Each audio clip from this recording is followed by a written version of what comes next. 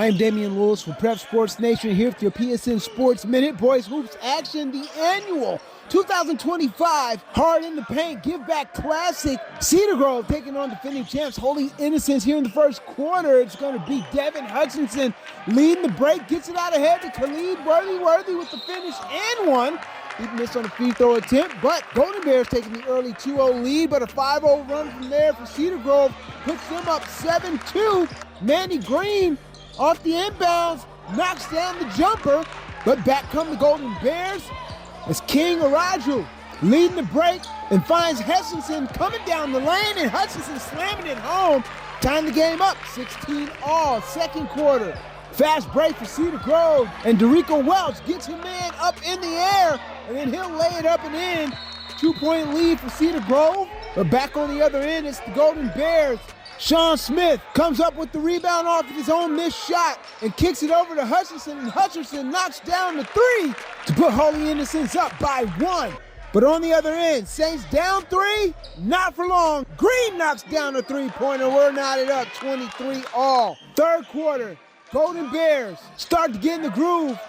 Here off the Cedar Grove turnover, it's Hutchinson on the break once again and jams it home to put the Golden Bears up by one. And there's some good ball movement here. And the feed to Worthy, and Worthy off the verts slams it home. 31-28 lead for Holy Innocents. And then more transition hoops. And it's Hutchinson getting it back. And with the strong finish, puts Holy Innocents up 35-28 in the fourth quarter.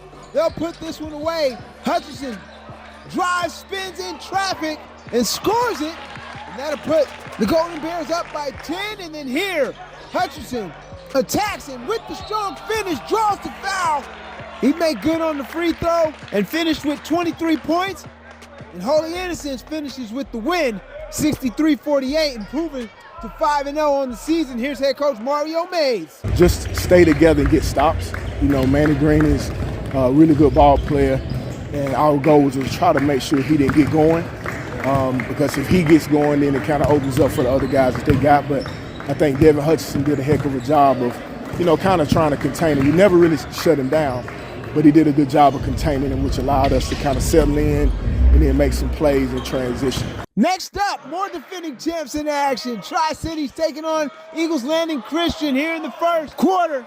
A.J. Williams pushing it up for the Chargers and then pulls up and knocks it down. And it's a 4-2 lead for Elka. And then later tied up 12-all. And Tri-Cities, Corbin Wilberg with the pickpocket, and then Wilberg with the score. Tri-Cities taking a 14-12 lead. Second quarter, Chargers down 2, and Ethan Allen, nice feed to Jeremiah Evans, and Evans ties it up 21-all. And then later, still tied up 23 apiece, and Trey Keith, his jumper, he'll get the bounce, and Tri-Cities takes the lead, 25-23. And then here, the inbounds play for the Bulldogs. Keith to Jaden Brown, the easy find and the easy score. Tri-Cities taking a 29-24 lead. Third quarter, Williams leading the break, and Williams keeping it himself, slamming it home to cut the Bulldogs lead down to 4. But Tri-Cities settling in here. Khalid Jones knocking down the three from up top. Tri-Cities on top, 41-33. And then transition hoops. Aiden Saunders to Jalen Wingfield. Wingfield with authority, putting the Bulldogs up 44-33. Fourth quarter, Chargers cut the Bulldog lead down to 9 as Williams penetrates and then feeds Evans, and Evans scores it. Chargers trailing 55-46, but back the other way we go. Jones finds Keith as he comes off the screen, and Keith laying it up and in as the Bulldogs go up 60-46, and they go on to pick up the 66-48 win. Keith finishing with 28 points. Here's head coach Amari Fort on the Tri-Cities victory. It's absolutely the start that we run. You can't measure yourself with a goal of being the best without playing the best. So early in the season, we've identified a lot of things we got to get better at.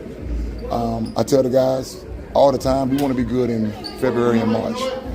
Although we're 1-3 right now, we've lost some of the best teams in Georgia, so there's no shame in that.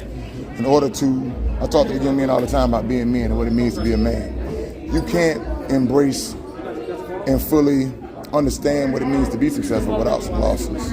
So And I don't look at it as we off to a bad start. We got 25 practices for the playoffs. So we just lost 3 practice games. I'm Damian Lewis with Prep Sports Nation.